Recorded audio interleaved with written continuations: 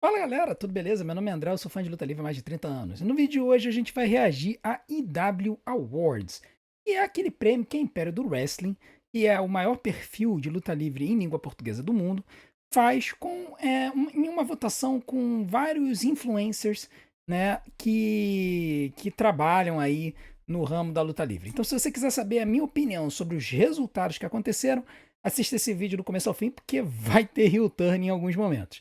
Mas antes, não deixe de fazer tudo aquilo que a gente pede para ajudar o nosso canal, em especial, deixe o seu like, porque quando você senta o dedo no like, você ajuda a gente a continuar divulgando o nosso canal e assim ajuda a gente a continuar a crescer, beleza? Então vem com a gente para mais um react do tiozão agora com os resultados do EW Awards de 2025, tá?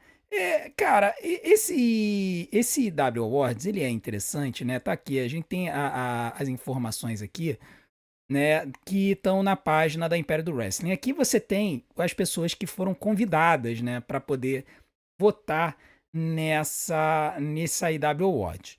Entre aqueles que foram convidados, né, tem alguns aqui que, por exemplo, tem gente que é de lá de fora, né? Você tem aqui PW Torch, Wrestling Inc., a Cage Match, a Tay Melo, brasileira, foi escolhida, né? Então tem alguns nomes aqui interessantes que foram chamados de lá de fora na gringa, pessoas que conhecem aí do métier. Marty Scurll, que lutou aqui na EWF e tudo mais.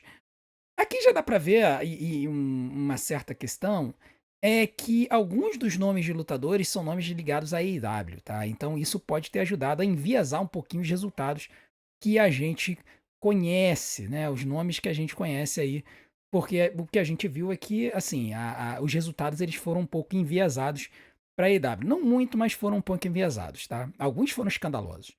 Agora, aqui entre os criadores, nós temos a galera que está acostumada a criar conteúdo de luta livre aqui no Brasil, né? Tem o Zezo, tem o JVA, o Xingos, o Vini da Central Wrestling, tem eu, né? Aqui tem o Mets, o Erdi, né? Aí tem a galera do Wrestling para Todos, né? Tem alguns canais aqui que Player Som, tem alguns canais até que estão meio que parados, tal, mas tem uma galera aqui interessante, criador de conteúdo aí daqui do YouTube e do Instagram, né? Aqui alguns portais, né? Então alguns sites conhecidos, esse Wrestling Notícias é bem conhecido, né? Acervo Wrestling, tem uma galera aqui, ó, Somos Pro Wrestling. Somos Pro Wrestling é canal também, né, do YouTube, né?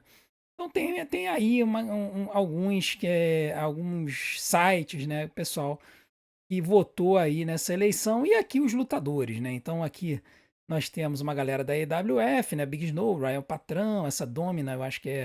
Eu não sei se essa Domina é da EWF ou se ela é da EPW lá de São Paulo, né? O Alan Salles é da BWF, Maru, BWF, Toco Infernal BWF, Bruno Astro é AWF, né? Já lutou lá fora, né? Então tem uma galera aqui que é bem conhecida aí. E alguns convidados, né? Pessoas aí, eu acho que são pessoas que trabalham aí com design e tudo mais. Tá? Então aqui teve a lista, né? Que eles foram soltando aos poucos, né? O nome das categorias. As categorias foram Manager do Ano, Stable do Ano, Tag Team do Ano, Rivalidade do Ano, Luta do Ano, Evento do Ano, Empresa do Ano, Futura Estrela do Ano, Lutadora do Ano, Lutador do Ano, Lutador Nacional do Ano e Encerramento. E aí eu vou tecer alguns comentários sobre algumas dessas escolhas, tá? Também com base no que o Zezo falou no vídeo dele, né? Porque o Zezo já trabalhou com o pessoal nessa lista, já fez react da EW Awards no ano passado, então é interessante ver aí o que que essa galera, o que que essa galera respondeu e também fazer alguns comentários em cima do vídeo do Zezo, né, que ele colocou algumas coisas. Desde já eu quero dizer o seguinte, tá? A minha avaliação das escolhas aqui, vocês já estão vendo algumas, ela é baseada muito em função do que eu vi. E aí o Zezo, ele trouxe um comentário no vídeo dele que ele disse mais ou menos o seguinte, eu vou parafrasear, né? Como ele não tinha condições de assistir todos os tipos de luta, não tem condições de assistir com constância CMLL, New Japan, Stardom, ele pediu informações para algumas pessoas conhecidas que eram especialistas nesse tipo de conteúdo, para que elas pudessem tecer os seus comentários naquelas avaliações. E aí, com base no que algumas dessas pessoas disseram, ele colocou o voto dele. O que eu quero dizer é que eu fiz exatamente o contrário. Por quê? Porque eu não tenho condições de confiar plenamente no que uma pessoa diz, principalmente se ela for muito fã de algum conteúdo. É lógico, eu conheço gente, tem gente aqui na minha comunidade, gente que acompanha, por exemplo, luta livre japonesa há muito tempo, que vai chegar pra mim e vai dizer: olha, a lutadora do ano é a Saya Kamitani, tá? Da Stardom.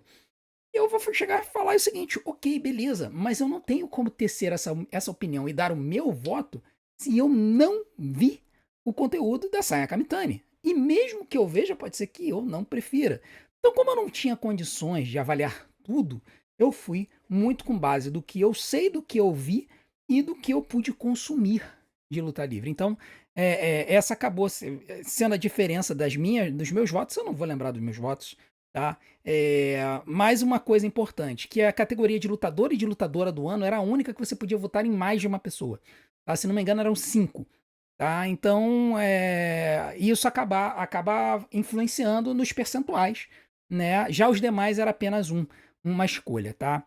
Muito bem, vamos começar então analisando aqui. O melhor manager do ano foi o Paul Heyman. Eu acho que não tem muito o que falar, né? Paul Heyman realmente foi o melhor manager do ano, criou a Division, traiu o CM Punk, traiu o Roman Reigns. No processo, ele fez o Bron Breakker, fez o Bronson Reed e começou a fazer o Austin Theory. Tudo bem que o Austin Theory surgiu depois dessa votação, tá? A votação ela se encerrou no meio de dezembro e o mascarado foi revelado no dia, acho que foi depois do dia 13, né? Então, assim, a gente precisa levar isso em consideração. Dito isso, o Paul Heyman com 53% eu acho um percentual justo. Algumas pessoas, fãs da AEW, estavam reclamando que o Don Callis deveria estar no topo. Eu acho que teria sido uma votação compreensível, porque a família Don Callis ela é uma stable bem grande, bem considerável, bem importante na AEW, mas eu acho que o impacto que o Paul Heyman tem tido na WWE não tem como ser contestado. Tem outros que a gente vai ver que podem ser contestados, mas eu acho que nesse caso Paul Heyman ganha e ganha de lavada.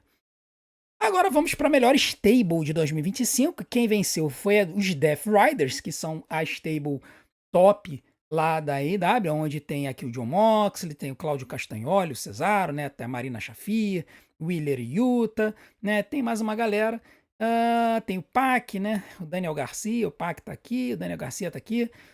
Então, essa eleição aqui foi uma que eu não tinha visto esses gráficos. Essa é uma regravação do vídeo, tá?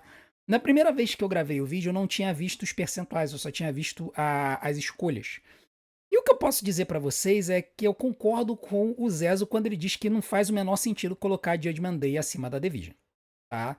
Isso aqui, cara, eu até agora também tô tentando entender. Quando eu vi o vídeo do Zezo, eu falei, cara, não. O Judgment Day foi uma bagunça ao longo do ano. Tudo bem, ele teve lá, ele teve participando nos shows e tudo mais. Tem toda uma história envolvendo o Judgment Day ao longo do ano, mas. Sabe? É uma zona. Então, hoje o Judgment Day é um amontoado de lutador. Ele perdeu a essência do que era no passado, que era um grupo meio contracultural, que foi criado pelo Edge, né? Que serviu para elevar o Damian Priest, a Rhea Ripley, né? E, na verdade o Judgment Day hoje virou um agrupamento de adolescentes que estão ali, né? Adolescentes, né? Mas assim, lutadores jovens que estão tentando subir na companhia. Então, cara, a Judgment Day, pra mim, não deveria ter recebido voto nenhum. Tá? Eu acho que se a Division tivesse recebido essa totalidade de votos aqui, teria sido mais justo. Tá? E tinha gente reclamando que a família Don Callis deveria ter vencido. Eu acho que entre a família Don Callis e os Death Riders, eu fico com os Death Riders. Agora, entre os Death Riders e a Division, tem conversa. Tem conversa. Eu acho que os Death Riders eles tiveram um impacto maior para a IW, principalmente por conta do seu estilo de luta. Né? O seu estilo de luta, que, assim, se você pode ser fã e você pode não ser fã. Né? Uma luta dos caras em que, com 2 minutos de luta, por exemplo, John Moxley pega um garfo e dá na cara do Hangman Adam Page, você pode ser fã disso ou não. Não é o meu caso, mas eu acho que o impacto que eles tiveram na AEW para trazer público para a AEW foi maior do que, por exemplo, a Division, porque a Division ainda está em construção. Tá? Então eu vou concordar com esse resultado, tá? E eu acho que realmente os Death Riders foram a stable do ano de 2025. Agora nós vamos aqui para a melhor dupla, e aqui a gente vai ter um problema. Aqui a gente vai ter um problema. Pelo seguinte. Aqui a impressão que dá é que eles consideraram mais o fator qualidade do ringue. Porque todo mundo sabe que o Bandido é hoje um dos melhores lutadores no ringue do mundo. E a dupla dele com o Brody King também foi muito boa. Eles fizeram lutas muito boas. Eu acho que esse resultado foi um pouco enviesado pela luta que o Bandido teve. O Bandido teve uma luta lá, acho que no Double or Nothing, que foi mais de 5 estrelas. Ou foi num Collision, alguma coisa assim. O pessoal comentou muito isso quando eu tava fazendo live da AEW, né? Diga-se por sinal, não deu certo, tá? Aliás, eu tava vendo outros canais na gringa, não dá certo em lugar nenhum do mundo. Tá? Para um canal grande como Cultaholic, que tem 40 mil pessoas assistindo uma live de pay-per-view na WWE, 8 mil pessoas assistem live da AEW, só para vocês terem uma ideia da proporção. É de 5 para 1 em matéria de audiência. Mas a verdade aqui é que não, o fato de não ter entrado nenhuma dupla, nenhumazinha dupla da divisão de duplas do SmackDown é algo tenebroso. Tenebroso, tá bom? Eles dizem que 36% da soma total foram para outras duplas. É possível que a divisão de duplas do SmackDown tenha se pulverizado nos votos aqui. Então pode ser que tenha tido gente que votou nos Street Profits, teve gente que votou no DIY, teve gente que votou no Fraction, pode ter gente que tenha votado no Morocine Machine Guns. Morocine Machine Guns eu acho difícil, porque eles não tiveram uma temporada muito boa. Mas o Fraction, que foi uma das duplas mais dominantes da NXT, subiu para o main roster com lutas de qualidade.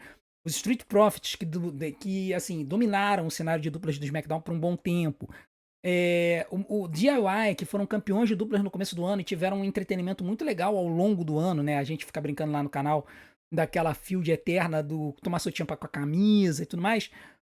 Eu acho que essa galera merecia ter aparecido aqui, tá? Mas não, na verdade a gente teve um domínio total e completo da AEW. E aí foi o primeiro momento que a gente olhou e viu, opa, isso aqui tá enviesado.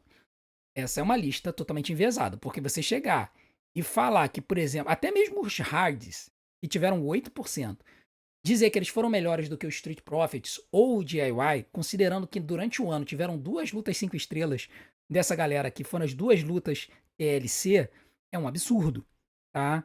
Então, assim, o Brodido é uma dupla legal? É. Merece o título de melhor dupla do ano na AEW? Sim.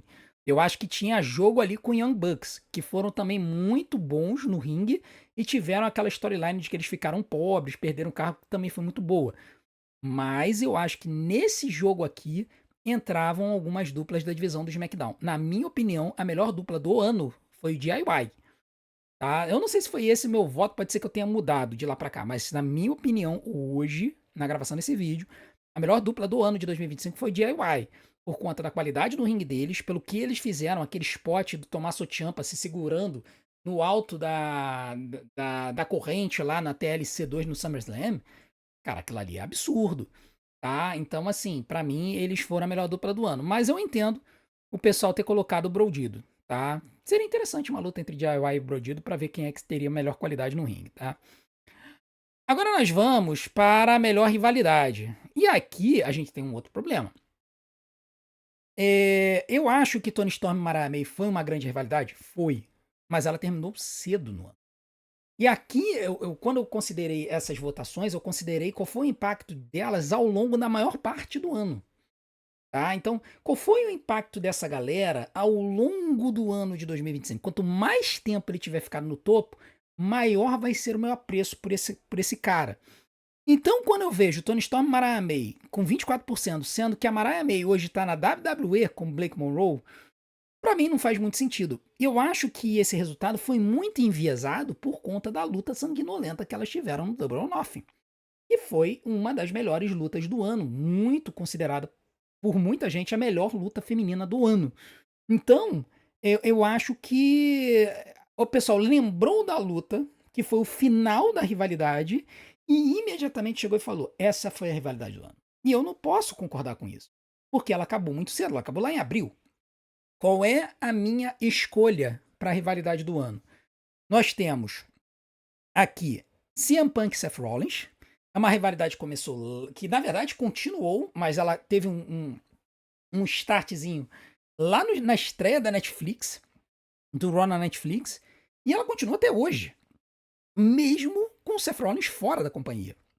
Porque vem agora o nosso queridíssimo Austin Theory e manda um stomp no Rey Mysterio. Então, assim, o que ele tá fazendo ali? Por isso que eu acho que CM Punk e Seth Rollins deveria ter vencido. E a votação, ela foi apertada. Foi apenas 1%. Então, a minha sugestão para o Império do Wrestling é que no ano que vem, para as demais categorias que não sejam melhor lutador e melhor lutadora, abram 3 votos para cada um. Porque aí isso permitiria que as pessoas colocassem mais rivalidades e isso aqui, de repente, ficasse melhor. Eu também gostaria de ter visto mais amor para John Cena e Cody Rhodes. Eu acho que também foi uma grande rivalidade, mas ela se encerrou em agosto. Eu acho que CM Punk e Seth Rollins foi a rivalidade do ano, continua sendo, tá? E eu acho que foi a rivalidade de 2025. Eu ponho ela à frente de Toni Storm e Mariah May. Agora, a melhor luta de 2025 talvez tenha sido o resultado mais óbvio, apesar de que foi muito apertado. Novamente, como cada um tem sua luta favorita, isso aqui acabou espalhando um pouco os percentuais. Novamente, eu acho que as pessoas deveriam ter tido condições de votar em 3 escolhas para a melhor luta do ano. Tá? E aqui, excepcionalmente, eu acho que assim, o pessoal acabou abstraindo, né, um pouco da AEW, do enviesamento para a AEW, e colocou a luta correta como vencedora. A Ozeso falou: mas isso aqui não foi uma luta, isso aqui foi uma apoteose, não teve uma história. Cara, a luta foi uma história. Não é que a luta teve uma história. A luta foi uma história. Foi a conclusão de uma história. Foi a apresentação de inúmeras histórias que estavam concluindo naquele momento. Tá? O epílogo, o capítulo final, o epílogo fazem parte da história. Então, pra mim, John Cena e AJ Styles foi sim a luta do ano. Sendo que, assim, eu coloco uma luta que não foi lembrada aqui como par e passo com essa luta, que foi Rhea Ripley e Io Sky com interferência da Naomi no Evolution.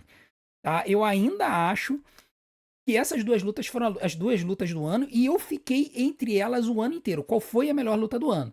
Rhea Ripley e Io Sky Naomi no Evolution ou John Cena e AJ Styles no Crown Jewel? E por que eu boto Naomi?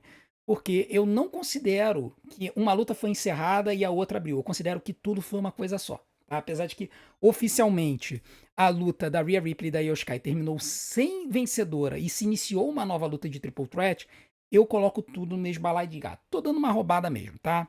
Então, pra mim, John Cena e AJ Styles, merecedores de vencedores da melhor luta do ano, tá? Mas a Anarquia na Arena foi legal e Jon Moxley e Hangman Adam Page também foram muito boas. Agora nós vamos para o melhor evento, AEW All-In. Deixa eu falar uma coisa para vocês.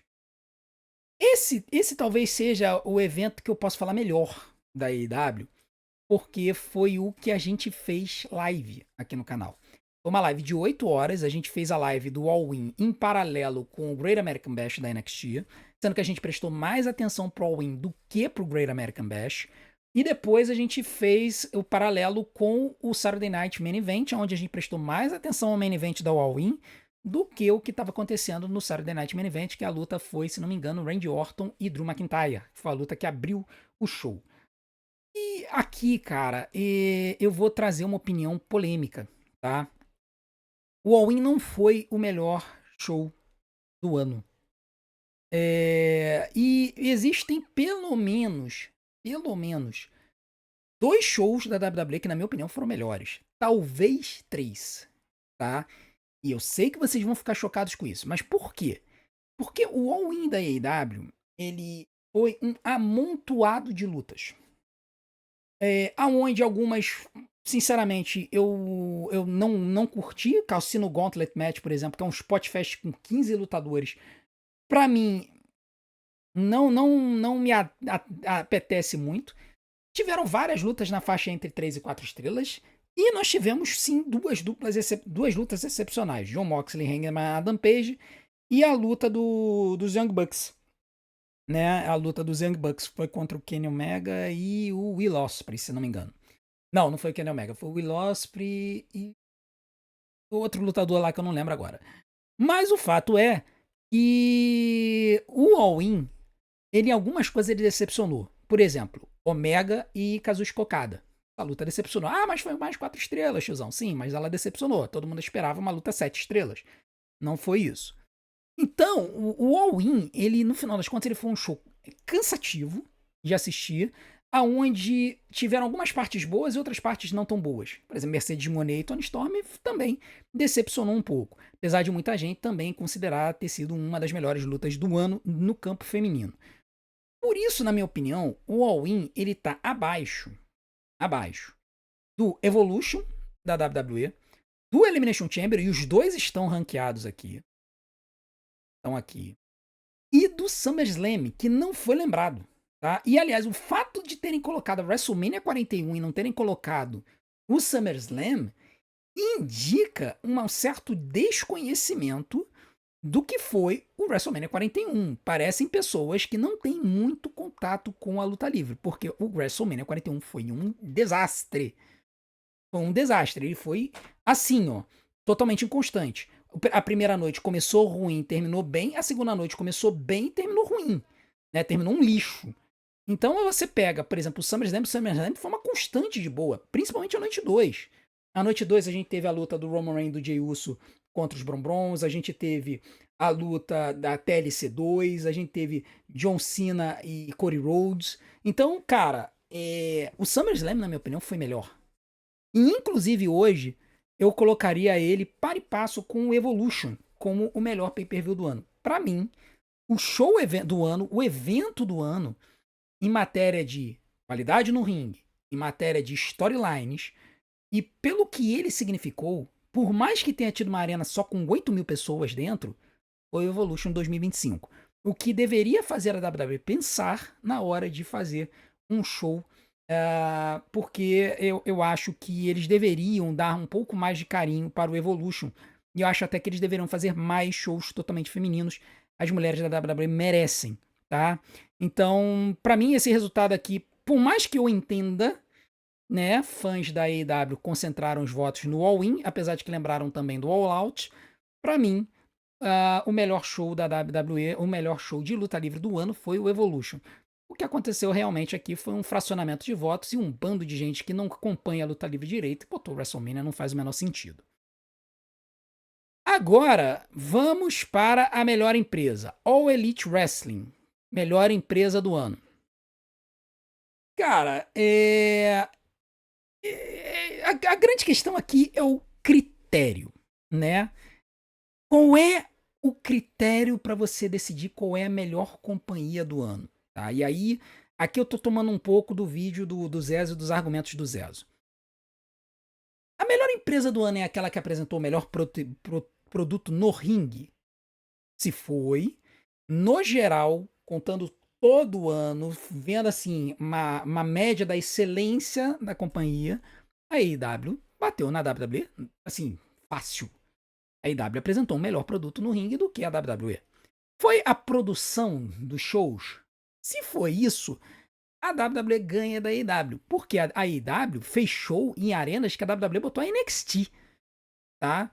Eles fizeram, por exemplo, residências lá em Chicago, se não me engano, num teatrinho lá, que a WWE mandou a NXT para fazer live show nessa arena. Não foi nem show televisionado, foi live show. Então, assim, a AEW hoje ela tem uma forma de produzir conteúdo que demonstra que ela tem sérios problemas de fluxo de caixa. Por quê? Numa companhia que tem um público crescente, insistir em mandar show em arenas de 1.000, 2.000 pessoas, desculpa, é uma companhia que está com medo de tentar lotar um ginásio e não conseguir pagar as contas. Ah, mas a AEW tem o dinheiro da família Khan. Tem até certo ponto, né? O papai, ele não abriu a torneira para que o filhinho Tony Khan torre o dinheiro da família. E a AEW, ela pode até ter ficado no 0 a 0, mas ela ainda não é uma companhia sustentável, né? Então, como é que a gente escolhe a AEW como melhor companhia do ano se você pega um show normal de semanal da AEW, um Dynamite, um Collision, e você compara com a produção de um show da WWE que todo santo show ela lota estádio, lota ginásio de 10 mil, 12 mil pessoas, e você fala que a AEW foi melhor do que a WWE como companhia, né? A AEW é superavitária? Não, a WWE é. Entendeu? Os números da WWE são muito melhores do que os da AEW. A audiência é maior, o público é maior. Então, se você for considerar isso, a AEW não poderia vencer. Mas aí tem uma questão. Porque a WWE, em matéria de público, não ganha, por exemplo, da CMLL, que bota 16 mil pessoas por show na Arena do México, na Arena Cidade do México. Então, qual é a grande questão aqui? É a gente ver, na média, quem foi a melhor empresa. Então, na média, para mim, a melhor empresa foi a WWE, com a CMLL em um segundo muito próximo, porque tem qualidade no ringue e ela lota a Arena Cidade do México todo santo show. Sendo que, é claro, existe uma questão. Como a CMLL faz sempre shows nessa arena e uma outra menor, que parece uma plaza de touros, se você vai para a Cidade do México, já se tornou roteiro cultural você ir nesses shows. Eu tive um colega no trabalho que ele foi para visitar a Cidade do México e no roteiro cultural da cidade, lá no City Tour da Cidade do México, estava incluído como um evento cultural e turístico você ir num show da CMLL. Então você vai num show da CMLL, tem muito turista porque os caras ficam curiosos de ver um show de luta livre. Mas o fato é que os caras conseguiram isso e botam 16 mil pessoas sempre na arena lá. Então, se você for considerar só público, CMLL ganha da WWE e da AEW. Mas, para mim, na média, em matéria de empresa, a WWE ganha. Em matéria de qualidade no ringue, a AEW ganha. Tá? Então, aí você adota o seu critério. Tá? Eu acho que a diferença percentual demonstra que a AEW, que a Império do Wrestling é a Império da AEW, que é enviesada para a AEW. Isso aqui deveria estar muito mais próximo para mim. Tá? Mas, novamente, os votos se pulverizaram, né? Teve gente que botou CMLL, teve gente que botou Stardom, né? Quem botou Stardom? Galera que acompanha a luta, né? A luta livre das Joshis, feminina. Justo. Mas é uma prova de que aqui, principalmente, houve um enviesamento muito grande da companhia. Agora nós vamos para. Vamos subir aqui. Papapá. Já é a lutadora do ano? Não, temos aqui. Futura estrela do ano. Máscara Dourada. Aqui eu acho que houve um erro. Porque eu fui pesquisar. Por quê? Porque o Máscara Dourada é uma gimmick que já existe lá no México há muito tempo. O primeiro lutador que foi o Máscara Dourada era ninguém mais, ninguém menos do que o Gran Metalik, que lutou na WWE na 205 Live. E eu lembrava disso. Eu falei, peraí, como é que eles botam o Máscara Dourada como uma futura estrela do ano? E aí eu fui pesquisar, né? E eu descobri que o Máscara Dourada, na verdade, está na segunda versão, mas que essa segunda versão luta na CMLL desde 2021. 2021. Então por que ele foi considerado aqui como futura estrela do ano? Primeiro, colocaram ele, tem 23 anos, ok, tal, show. Só que ele já luta há um bom tempo lá na CMLL. Inclusive, tem gente que considera que ele é um dos motivos pelos quais a CMLL está crescendo tanto. Ok. Então, qual foi o catalisador para botarem o Máscara Dourada aqui? É muito óbvio. Foi o fato de que ele começou a aparecer na AEW. Percebe o enviesamento? O cara que já luta há muito tempo na CMLL, que foi considerado uma companhia separada na hora de avaliar a companhia, o cara foi considerado uma futura estrela, sendo que o cara já luta há 4 anos. Se você fosse considerar tempo de luta livre, assim, honestamente, tempo de luta livre, a futura estrela do ano de 2025 foi o Obafemi. Só que eu entendo que já colocaram ele no ano passado. Então, tirando ele do ano passado, teria esses outros demais lutadores aqui. E teríamos o Miles Bourne, que na minha opinião não deveria estar nem próximo daqui. Temos a Kendall Gray, a Megan Bayne. Esses dois resultados aqui, na minha opinião, fazem sentido. A Kendall Gray e a Megan Bayne, para mim, fazem sentido sim estar sendo considerados como futuras estrelas da luta livre. E para mim, a futura estrela do ano foi a Megan Bayne. Tá? Ela chegou na AEW e começou a estraçalhar todo mundo, teve um desempenho muito bom lá recentemente no Blood and Guts, ela tem participado muito, tem tido boas vitórias, e 2026 é capaz de ela ir para um campeonato mundial lá na AEW. Eu acho que, inclusive, a AEW vai cometer um erro se não empurrar ela, ao ponto de que ela pode estar despertando interesse da WWE. Tá? Então, eu acho que tá em ser essas duas. Eu acho que a Kendall Gray, ela também, apesar de ela ter estreado em 2024 na WWE, na verdade foi em 2023 no Level Up, em 2024 ela apareceu algumas vezes na WWE, e aí na NXT, em 2025 ela foi pra Evolve e ela foi um dos baluartes da Evolve. Então eu considero ela um bom nome aqui. No final do ano ganhou o Iron Survival, mas eu colocaria a Megan Bayne como primeiro lugar. Sinceramente, o Máscara Dourada pra mim não faz o menor sentido estar aqui, por conta de, apesar de ele ser muito novo, ele já tá há algum tempo lá na CMLL e apenas foi descoberto agora porque ele apareceu aí na WWE não, né? Apareceu agora, recentemente, na AEW, nesses acordos aí da AEW com a CMLL. Agora vamos para os lutadores do ano.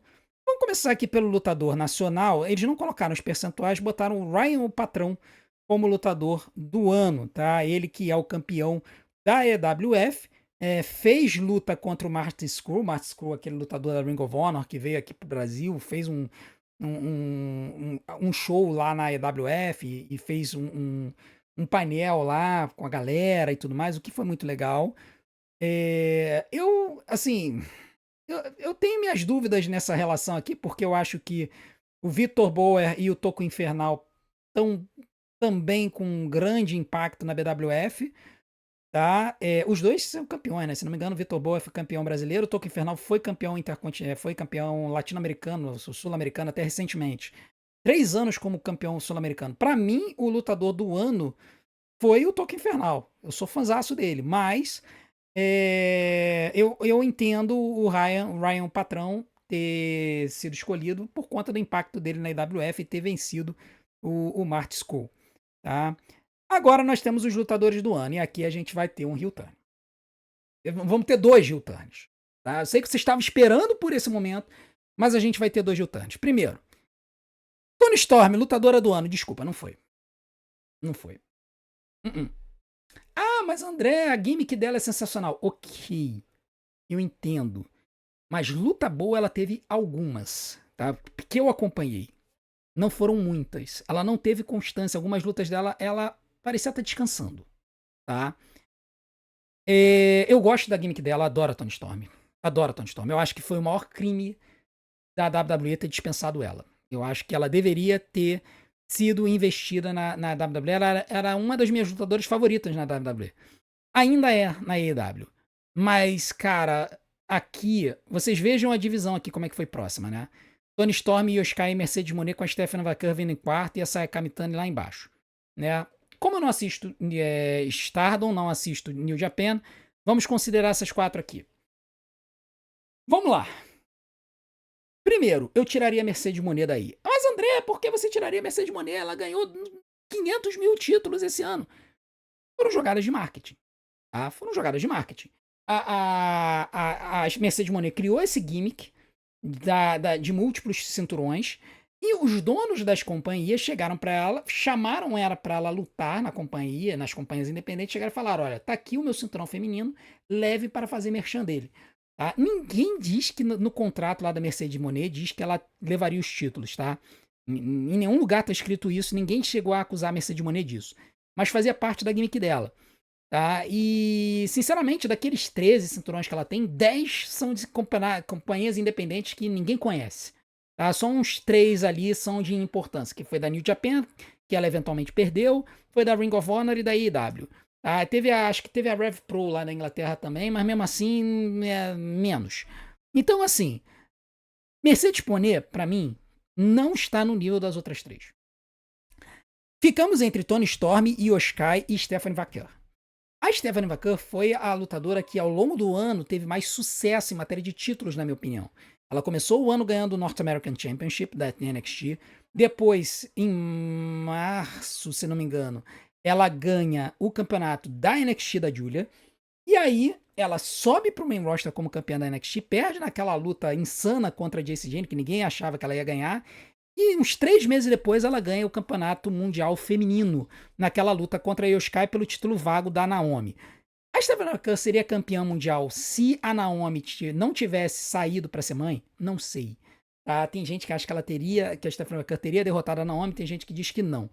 Mas o fato é que a Stephanie McMahon passou quase o ano inteiro como campeã e ela é uma das campeãs da companhia, ainda é a campeã mundial feminina da WWE. E todas as lutas que essa mulher fez foram muito boas. Não teve, eu não consigo me lembrar de uma luta ruim da Stephanie McMahon, talvez contra a Nikki Bella, tá? Mas fora isso, a Stephanie McMahon só fez lutão, tá? Agora, entre a Toni Storm e a Stephanie McMahon, eu coloco a Stephanie McMahon um degrau abaixo, de leve, porque as conquistas dela foram na NXT, né? E ela só se torna campeã mundial mais pra frente.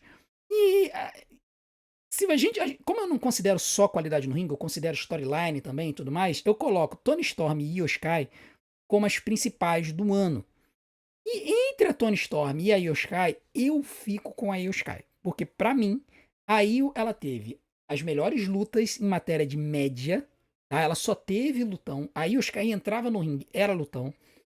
Ela teve um bom reinado como campeã, poderia ter sido melhor, poderia, mas ela teve um bom reinado como campeã, defendendo o título numa das melhores, talvez a melhor luta feminina do ano, que foi a Triple Threat da WrestleMania, contra a Rhea Ripley e a Bianca Belair. E ela teve uma storyline maravilhosa, que foi a Absolute Dorama, que infelizmente foi dropada. Pelo fato de ela ter sido uma constante na companhia, eu coloco ela acima da Toni Storm, e ela teria sido a minha escolha. Tá? E foi a minha escolha, uma das minhas escolhas.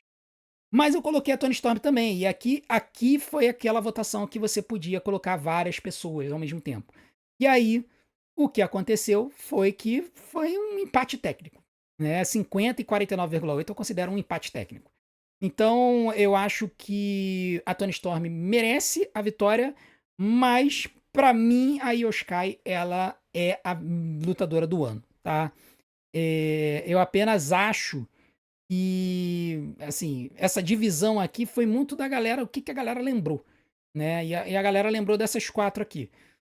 Vejam que aqui tem o ranking, né, das 30 lutadoras do ano. Nós temos a Toni Storm, Io Shirai, Mercedes Moné, Stephanie McMahon, Saya Kamitani, sendo que Saya Kamitani foi muito por conta dos influenciadores que conhecem de luta livre da Japão. Naomi, justo. Athena, eu não sei se ela merece o 7º, sinceramente, eu botaria ela um pouco mais para baixo. Eu não colocaria a Rhea Ripley em 8º. Ela teve um ano que ela praticamente ficou encostada, né? Tudo bem, o tempo inteiro ela tava lutando pelo título? Tava. Mas ela só teve como campeã os 2 primeiros meses, os 3 primeiros meses. Os 2 primeiros meses, né? Porque ela ganhou em janeiro, perdeu o título no dia 1º de março, ou dia 3 de março, alguma coisa assim. Então a Rhea, pra mim, não deveria estar nem no top 10. Eu colocaria a Becky Lynch mais pra cima pelo trabalho que ela fez elevando outros talentos. Eu teria colocado a Becky em 7º e a Tiffany Stratton em 8º, porque foi campeã da WWE quase que o ano inteiro, tá? Então essas duas eu colocaria mais pra cima. Da galera aqui, aí eu colocaria Blake Monroe em 9º. E desse pessoal aqui, eu colocaria talvez. Aí eu talvez colocaria a Athena em 10º. Então eu não mexeria muito nesse top 10, eu apenas mexeria um pouquinho na ordem dele, tá? Alguns nomes foram lembrados aqui, né? Então tem aqui, ó, Jacy Jane em 16º, acho legal. Soruka teve na frente dela, não sei se eu concordo, eu acho que a Jacy Jane teve um ano melhor do que a Soruka. Lara Valkyrie eu concordo. Tal. Tem um nome aqui, a Sari, que é japonesa. Tem uns nomes interessantes aqui. E aqui, de 21º para baixo, aí temos a Julia, Mina Shirakawa, a Roxane Perez, Ash by Elegance. Botaram alguém da TNA, né? O pessoal lembrou dela. A Jade Cargill, você vê, né? A atual campeã da WWE tá em 25º, né? Mayu Iwatani da Stardom, Red Velvet, e aí vai. Tá? Então, assim, pra mim, top 10 tá legal. Agora vamos para o lutador do ano. E aqui, meu amigo, é sério isso? Aqui, envezamento da Império da EW total, né? Não. Cara, desculpa. Mas não colocar o John Cena em primeiro lugar é um absurdo. Foi a tour de despedida dele. Foi o maior catalisador da luta livre no ano. Foi o que lhe trouxe mais comentários, foi o que trouxe mais atração do lado de fora. Foi quem teve a melhor luta do ano contra o AJ Styles, campeão da WWE por 5 meses, sempre no topo, enchendo o estádio, vendendo camisa a rodo. A aposentadoria do ano dele, no ano, eu tive 1.500 pessoas na minha live, quebrou todos os recordes, só mostrando o quanto que esse cara atrai audiência. E aí vocês colocam o Jon Moxley? Fala sério, gente. Vocês preferem trocar o Gold pra um cara que vive de tomar garfada na testa? Ah, pelo amor de Deus, né? É muito enviesamento da Império do Wrestling. É Império da AEW. Cara, não dá, meu amigo, não dá. Você chega e você bota 27 meses. Vocês botaram o John Cena abaixo do Hangman Adam Page. Nada contra o Adam Page. Nada contra. Na minha opinião, inclusive, o Adam Page devia estar na frente do Jon Moxley. Nada contra o Adam Page. Agora, meu amigo, pô, botar John Cena em terceiro? Pelo amor de Deus. Ainda bota o CM Punk em quinto, com um percentual próximo. Então, quer dizer, cara, não. O que aconteceu foi, todos os fãs da AEW, que tem bastante fã da AEW ligado à Império do Wrestling, chegou lá e cravou. Jon Moxley. Por quê? Porque foi o nome que lembraram da AEW.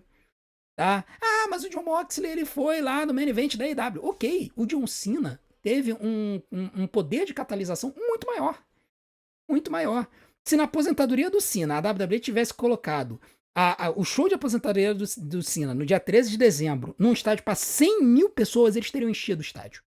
Eu duvido que o Jon Moxley teria esse poder de catalisação. Eu duvido que ele teria. Então, assim, lutador do ano não pode ser considerado aquele que chocou mais, aquele que teve as melhores lutas, que o Jon Moxley, na minha opinião, não teve. Não teve. Tá? E aí você ignora simplesmente que o ano foi o ano do John Cena. Desculpa, mas aqui o melhor lutador do ano foi John Cena. Pra mim não tem nem próximo, deveria estar com 60%. Mas não tem nem próximo, tá? O fato de que apenas um quarto dos votantes botaram John Cena como melhor lutador é um absurdo, tá? Aí temos a lista aqui. Jon Moxley ficou em primeiro, Adam Page em segundo, John Cena em terceiro. Bandido, pra mim, não deveria estar aqui. Ah, mas André, ele teve uma das melhores lutas do ano. Não interessa.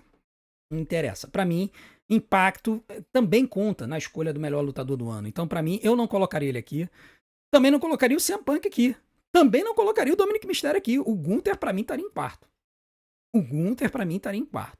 E o Seth Rollins estaria... Talvez, não, minto. O Seth Rollins estaria em quarto. E o Gunther estaria em quinto. Tá? Eu acho que o Seth Rollins esse ano foi animal. Ajudando a elevar os Brombons. Tendo lutas incríveis. Storyline incrível. Tá? Pra mim, Seth Rollins quarto. Gunther quinto. Cody Rhodes em sexto. Ah, mas André, ele é a face da companhia. Ok, mas o Seth Rollins e o Gunther, pra mim, tiveram mais impacto do que o Cody. Cody em sexto. Aí eu colocaria... Eu colocaria o Konosuke Takeshita talvez em sétimo, porque não foi só a AEW, ele também lutou lá na New Japan. Acho que ganhou o título da New Japan por um tempo. Bandido sairia do top 10 pra mim. Eu colocaria o Obafemi e o Bron Breakker no top 10. Talvez em oitavo e nono. Esses dois pra mim entrariam no top 10. E aí eu jogaria talvez o Bandido pra décimo. Mas assim, pra mim ele rolaria peito do top 10. CM Punk também. Ah, mas o CM Punk é campeão, ele tá lá no topo, ok. Mas as lutas dele, a maioria das lutas do CM Punk não foram tão boas assim, não. Ele teve 2 lutas muito boas. Mas não foi tudo isso, tá? Então, do restante aqui, cara, aí é a gosto do freguês, tá? Mas Obafemi e Bron Breakker pra mim estariam no top 10 fácil, tá? Darby Allin estaria mais alto pra mim, tá?